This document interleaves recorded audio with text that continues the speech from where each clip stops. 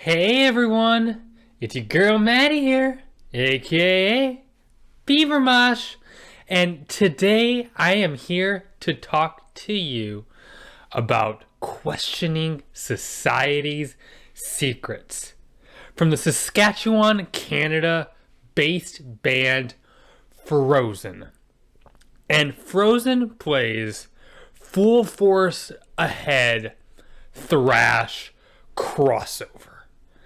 And the music that Phrozen creates is full of aggression and ferocity and speed and an upfront intensity that creeps in from the punk influences that this band so clearly abides by. Phrozen isn't necessarily trying to reinvent thrash metal on this record. They don't have to. They bring a refreshing energy, however, that may look and seem simple on paper, but it's an energy that I don't actually hear from the thrash metal albums that I hear. It's not something that's often achieved. And because Phrozen is able to find that level of adrenaline here and present it, this record sounds fresh and not stale at all. The title track really sets the tone with this creeping, foreshadowing dual acoustic guitar intro with some nice harmonic work as well. But as that intro gets more intricate, you can kind of hear the main riffs coming at you from the background, just racing at you. It's a really cool effect to get the energy of the record started, and eventually you're met with these vocals that are just these devilish shouts. It's rough and dirty and menacing. It's beautiful. You get those neck-snapping D beats from the drums and these speedy, furious thrash chugs from the guitars paired together that rip through everything in its path. The music here isn't overly complex. There isn't that much to really digest, but as I've already stated, that's not really the point. The blast of pure madness you're gonna get on this record are just so satisfying. And you get some fiery leads thrown in for good measure that just screech with this pissed off demeanor. The first step is Belief features a more murky groove to it. The bass is really digging in with this welcome nastiness, and I love some of these dual guitar leads. Here, they nest these punchy shouts as well. It has this crazed, intoxicating allure to it. Your Lullaby has this spiky triplet groove that is matched by the drummer. It has this satisfying tilt that throws you out of sync as a listener in a very intentional way. And I really enjoy these melodic motifs that interject themselves with these violent stabs from the guitar and these vicious vocal slices. On Shells and Arrows, I love these swampy guitars and drum stomps that kind of kick in this more mid-tempo intro with. It kind of previews what's coming ahead, but the track does get faster, much faster. It's actually a full-ass neck snapper, but it kind of just becomes that without you really noticing a point where it changed or actually sped up. It's actually really interesting. It's like this absence of any transition. The riffs here are just well constructed and rip with so much conviction and intensity and energy. And I absolutely adore the gang vocals here, where they all collectively shout, "Let's give us something to be proud of before it's too late," and it's delivered with this anger and this indignation.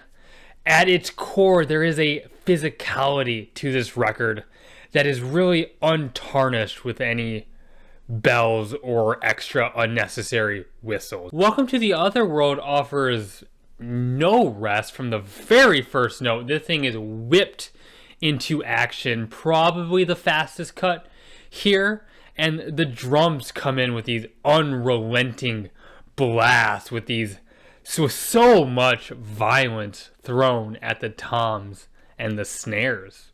There is this kind of sidewinding melodic motif that has this hallucinatory quality, and there's this echo effect on it that blends well with all the chaos surrounding it. There's also this solo that just shreds, capping off a track where so much happens in just 2 minutes. Not a second is wasted here. Apartheid uses these melodic riffs that don't really seem to fall into a scale or pattern that's typical in thrash metal really at all.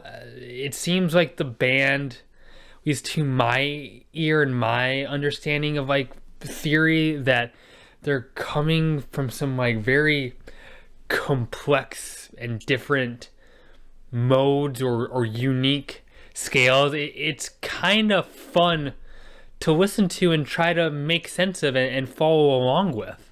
On Weight of Impermanence, you can feel Phrozen's hardcore punk inclinations just flying out.